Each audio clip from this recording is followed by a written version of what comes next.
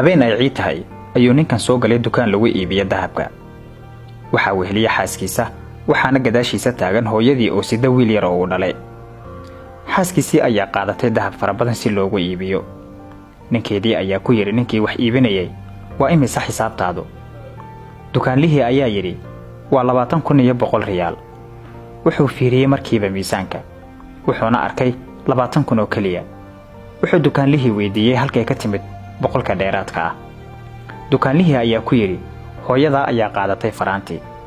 keen faraantiga ayuu hooyadii ku yiri, wuxuuna u celiyay dukaanlihii, wuxuuna u raaciyay, cajuuso adoo kala ah ma ahan inay xirto dahab.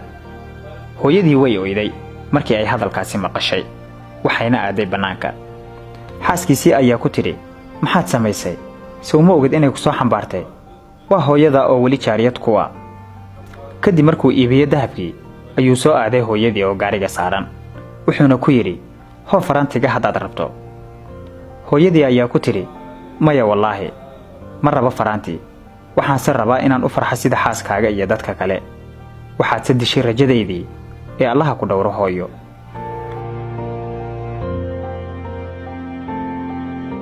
6 bilood kadib markii ay arrintaasi dhacday, waxaa guriga la keenay dawooyin waxyeelayn kara caafimaadka wiilkeeda. hooyadii ayaana u soo gashay iyadoo ka walwalaysa caafimaadkiisa una muujinaysa jacayl, waxayna daaqadda ka tuurtay dawooyinkii. wuxuu u qayliyay sidii qof waalan, wuxuuna guriga degdeg uga saaray hooyadii iyadoo ka baqatay inuu u gacan qaado. way soo baxday hooyadii iyadoo leh, allow kuu gargaar wiilkaygiiyow.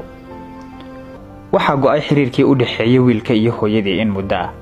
wiilkii waxaa u soo galay xanuun saameeyay jirkiisa oo isbitaal lala dhigay.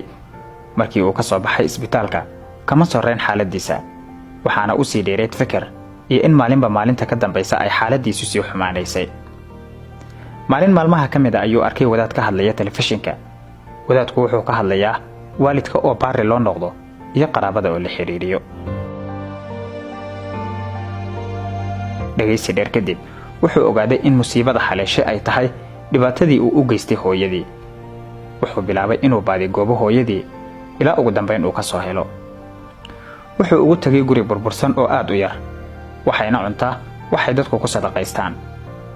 wuxuu qabsaday lugaha hooyadii isagoo weliba aad u ooyayo ilaa ay ka cafisay. markii uu sameeyay baarinimadaas, wuxuu ka caafimaaday xanuun oo dhan, waxaana u soo laabatay noloshiisii hore. wuxuuna hooyadii u hadiyeeyay hantidiisii oo dhan si ay uga raalli noqoto una cafiso.